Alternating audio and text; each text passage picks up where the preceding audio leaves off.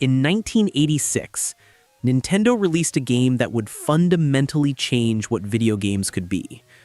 The Legend of Zelda wasn't just another platformer or arcade port, it was an adventure that gave players freedom, encouraged exploration, and trusted them to figure things out without holding their hands.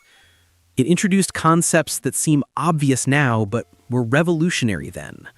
A persistent world you could explore non-linearly, a battery-backed save system that let you continue your adventure across multiple sessions, and gameplay that rewarded curiosity and experimentation over memorized patterns and quick reflexes.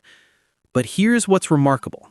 The Legend of Zelda succeeded in an era when video games were still recovering from the 1983 crash, when most games were simple arcade experiences designed to eat quarters, and when the idea of a home console game with depth and complexity was considered risky at best.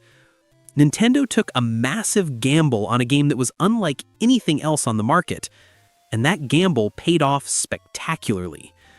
Today we're diving into exactly how The Legend of Zelda became one of the most influential and successful games ever made, examining the design decisions, cultural context, and pure innovation that turned Shigeru Miyamoto's vision into a franchise that's still going strong nearly 40 years later. The right place at the right time. To understand why Zelda succeeded, we need to understand the gaming landscape in 1986. The North American video game market had crashed spectacularly in 1983, with countless companies going bankrupt and retailers refusing to stock video games. Consumer confidence was destroyed by a flood of low-quality games, particularly on the Atari 2600, and the general consensus was that video games were a fad that had run its course. The industry seemed dead. Nintendo entered this graveyard with the Nintendo Entertainment System in 1985, carefully positioning it as an entertainment system rather than a video game console to avoid the stigma. They bundled it with Rob, the robotic operating buddy, to make it seem like a toy rather than another failed gaming device. They enforced strict quality control through their licensing system, ensuring that the flood of garbage that killed Atari couldn't happen on their platform. And they launched with Super Mario Bros., a game so polished and fun that it single-handedly convinced consumers that video games could be good again. By 1986, the NES was gaining traction, but the market was still fragile. Most NES games were still relatively simple: platformers, arcade ports, and straightforward action games.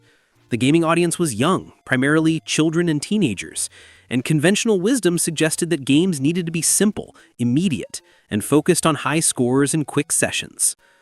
Nobody was making games that required dozens of hours to complete, that expected players to draw their own maps, or that trusted players to figure out puzzles without explicit instructions. Enter Shigeru Miyamoto, fresh off the success of Super Mario Bros. And Donkey Kong, with a vision for something completely different. Miyamoto wanted to recreate the feeling of exploration and discovery he experienced as a child exploring the countryside around Kyoto, finding caves, forests, and hidden places without a map or guide. He wanted to make a game about adventure in the truest sense, going into an unknown world, figuring things out through experimentation, and experiencing the thrill of discovering secrets that weren't handed to you. This was an insane pitch in 1986. Games weren't supposed to be mysterious or require players to think. They were supposed to be immediately accessible, with clear objectives and linear progression. But Nintendo, riding high on Mario's success and confident in Miyamoto's vision, gave him the resources to try something revolutionary: the battery that changed everything. Before Zelda, home console games either used passwords, which were long strings of characters players had to write down and input to continue their progress, or they simply didn't save at all, requiring players to complete games in single sessions or leave their consoles running for days. Miyamoto's vision for Zelda required a game too large and complex to complete in one sitting. The world was expansive, with multiple dungeons, countless secrets, and dozens of items to collect. A password system would be unwieldy, requiring code so long that players would make mistakes or lose their progress. Leaving consoles running for days wasn't a real solution. The game needed true save functionality. Nintendo's solution was revolutionary. Embed a battery in the game cartridge itself to maintain SRAM memory when the console was powered off. This seems simple now, but in 1986 it was cutting-edge technology that significantly increased manufacturing costs. Each Zelda cartridge was more expensive to produce than standard games, making it a financial risk. If Zelda flopped, Nintendo would lose money on every unsold cartridge sitting in warehouses. But the battery backup transformed what was possible in video games. Players could play for an hour, save their progress, and return days later to continue their adventure. They could explore at their own pace without pressure to complete the game quickly. They could experiment, die, and try again without losing everything. The save system made Zelda feel less like a traditional video game and more like a persistent world that waited for you to return. This single technical innovation enabled a completely new genre of gaming. Without battery backup, adventure games, RPGs, and open-world experiences as we know them simply couldn't exist on home consoles. Zelda proved that players wanted games with depth, complexity, and long-term progression, paving the way for Final Fantasy, Dragon Quest, and every other console game that requires saving progress. Non-linear freedom in a linear world. The approach to game structure was radical for 1986. Most games were strictly linear. Level 1, then Level 2, then Level 3, with each stage harder than the last. You couldn't skip ahead, you couldn't choose your path, and the game's progression was entirely predetermined by the developers. Zelda threw out that rulebook. After completing the first dungeon and obtaining your sword, the world opened up. You could tackle dungeons in different orders. Some dungeons could be completed before you technically had the required items if you were skilled or creative enough. And secrets were hidden everywhere without obvious indicators. The game trusted players to explore, experiment, and find their own path through Hyrule. This was exhilarating and terrifying for players in 1986. Kids were used to games that told them exactly where to go and what to do. Zelda dropped them into a world and said, "Figure it out." You could wander into areas you weren't ready for, get destroyed by enemies, and have no idea where to go next. The game was mysterious, sometimes frustratingly so, but that mystery was part of the appeal. The non-linear design meant every player's experience was slightly different. Some players would find the third dungeon before the second, others would discover secret caves and powerful items that made certain dungeons easier. Friends would share tips about secret locations, creating a communal experience where knowledge was shared on playgrounds and through word of mouth. In an era before internet guides and YouTube walkthroughs, the social aspect of Zelda was crucial to its success. But Zelda wasn't completely nonlinear. Miyamoto was too smart a designer for that. Certain items were required to progress, naturally gating off areas until players had the tools to access them. The difficulty generally increased as you ventured further from the starting area, subtly guiding players toward appropriate challenges. And the game included NPCs who offered cryptic hints, providing just enough guidance that players weren't completely lost while still maintaining the sense of discovery. This balance between freedom and structure is extraordinarily difficult to achieve. Too much freedom and players feel lost and frustrated. Too much structure and the game feels restrictive and linear. Zelda hit the perfect middle ground, giving players enough rope to explore while ensuring they could always make progress if they paid attention and thought carefully. Secrets everywhere. What truly set Zelda apart was its commitment to secrets and hidden content. Nearly every screen in the game had something to discover. Push certain blocks and staircases appeared. Burn specific trees and caves revealed themselves. Bomb seemingly random walls and hidden passages opened. Place bombs in the right spot in the right dungeon and you'd find secret rupee rooms or powerful items. This density of secrets transformed how players approached the game. Instead of simply moving from point A to point B, you examined every screen carefully, looking for suspicious wall cracks, unusual tree placements, or environmental clues that might indicate hidden content. The game rewarded observation and experimentation, teaching players to question everything and try unusual approaches. Some secrets were fairly obvious once you knew what to look for. Cracked walls clearly indicated bombable surfaces. Certain tree patterns suggested burning them might reveal caves. But other secrets were extremely obscure, requiring either extensive experimentation or insider knowledge. The infamous Zelda secret, where you had to burn a specific bush in a particular screen to find a crucial dungeon, felt impossible to discover naturally. Yet somehow kids in 1986 figured it out and spread the knowledge. This approach to secrets created several positive outcomes. First, it massively extended the game's playtime. Even after beating the 8 dungeons and completing the game, players would spend hours searching for every heart container, every secret cave, and every hidden upgrade. The game had incredible value, providing dozens of hours of content at a time when most games could be completed in under an hour. Second, it fostered community.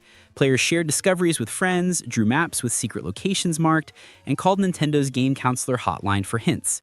Magazines like Nintendo Power published guides and secret locations, and discovering something your friends didn't know about gave you social currency. Zelda became a shared experience, with secrets serving as the common language. Third, it made the world feel alive and mysterious. Hyrule wasn't just a series of game levels, it was a place with hidden depths, where every location might contain undiscovered treasures. This made exploration intrinsically rewarding, rather than just a means to reach the next objective. The second quest revolution. Just when players thought they'd mastered Zelda, the game revealed its trump card, the second quest. After defeating Ganon and completing the game, players could start a new adventure with dungeons in completely different locations, remixed layouts, stronger enemies, and new secrets to discover. This was essentially a full second game built into the cartridge, doubling the already substantial content. The second quest wasn't just harder difficulty, it was a fundamentally different experience. Dungeons you thought you knew had different entrances. Items were in new locations. The difficulty spiked significantly, with enemies dealing more damage and appearing in greater numbers. Players who felt confident after beating the first quest found themselves challenged all over again. This was unprecedented value in 1986. Most games once beaten offered nothing new. You could play again for higher scores or faster times, but the experience was identical. Zelda offered a completely new adventure, and importantly, the game didn't tell you about the second quest until you'd completed the first. Imagine being a kid in 1986, seeing the credits roll, thinking you finished this amazing game, and then discovering there's an entire second adventure waiting for you. That's the kind of moment that creates lifelong fans. The second quest also served a practical purpose. It extended the game's life significantly. At $50 in 1986 dollars, roughly $140 today, Zelda was expensive. The second quest helped justify that price point by ensuring players got an enormous amount of content.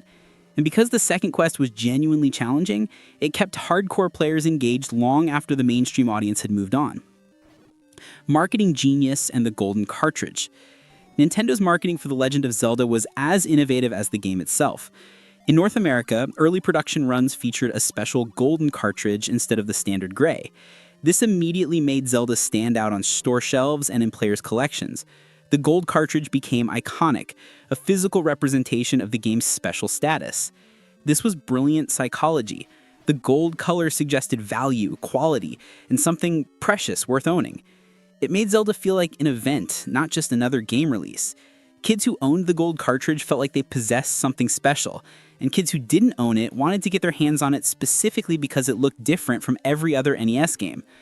Nintendo also bundled Zelda with NES consoles in certain packages, exposing the game to a wider audience and ensuring strong initial sales. They positioned Zelda as a premier title, the game that showed what the NES could really do. Print advertising emphasized the scope of the game, featuring the overworld map and promising a challenge that will last forever. The "It's a Secret to Everybody" marketing campaign captured the game's mysterious nature perfectly. Nintendo leaned into the idea that Zelda was full of secrets that players would discover and share. This created buzz and word-of-mouth marketing as players discussed their discoveries and tried to figure out the game's many mysteries together. Nintendo Power magazine, which launched in 1988, featured extensive Zelda coverage, including maps, secret locations, and strategy guides. This created a pipeline of official information that helped players who were stuck while maintaining the game's mystique. You could get help if you needed it, but discovering things yourself was still encouraged and celebrated. Cultural impact and lasting influence. The Legend of Zelda sold over 6.5 million copies worldwide, making it one of the best-selling NES games, and proving that complex, exploration-focused games could find mainstream success. But more importantly, it established a template that countless games would follow. The Zelda-like became a genre, with games borrowing its structure of overworld exploration, dungeon crawling, item-based progression, and non-linear design. Zelda's success gave Nintendo the confidence to take risks on other ambitious projects. Without Zelda proving that players wanted depth and complexity, games like Final Fantasy, Metroid, and later titles like Ocarina of Time might never have been greenlit. Zelda showed that video games could be more than simple arcade experiences, that they could be adventures that players invested dozens of hours into and remembered for decades. The franchise's success also established several Nintendo traditions. The Zelda series became one of Nintendo's pillar franchises alongside Mario, receiving new entries on nearly every Nintendo console. The formula established in the original game, exploration, dungeons, item progression, boss battles, remained the core of the series even as it evolved into 3D with Ocarina of Time and experimented with new mechanics in later entries. Zelda's influence extends beyond obvious spiritual successors. Games as diverse as Dark Souls, the Elder Scrolls series, and modern open-world titles all owe something to Zelda's approach to exploration, environmental storytelling, and respecting player intelligence. The idea that games could have secrets not explicitly marked on maps, that players could figure things out through experimentation, and that non-linear progression could work in a carefully designed world, these concepts all trace back to the original Legend of Zelda. Why it still matters? The Legend of Zelda succeeded because it arrived at exactly the right moment with exactly the right design. The video game market was ready for something more substantial than arcade ports and simple platformers. Technology had advanced enough to make battery backup saves feasible. Nintendo had the resources and confidence to take risks on experimental game design. And Shigeru Miyamoto had a clear vision for what he wanted players to experience. But beyond timing and technology, Zelda succeeded because it respected players. It didn't assume they were stupid or needed constant handholding. It presented mysteries and trusted players to figure them out. It rewarded curiosity, observation, and creative thinking. It created a world that felt alive and full of secrets, rather than just a series of game levels to complete. And it did all of this while still being fundamentally fun, with satisfying combat, clever puzzles, and the rush of discovery that comes from finding something hidden. The Legend of Zelda proved that video games could be more than disposable entertainment. They could be adventures that players invested themselves into, experiences that created lasting memories, and worlds that felt worth exploring for their own sake. Nearly 40 years later, that original NES game still holds up, still feels mysterious and rewarding, and still reminds us why we fell in love with video games for the first time. That's how The Legend of Zelda succeeded, by being bold enough to try something completely new, smart enough to execute that vision brilliantly, and trusting players enough to let them discover its magic for themselves. It's a lesson that game developers are still learning from today.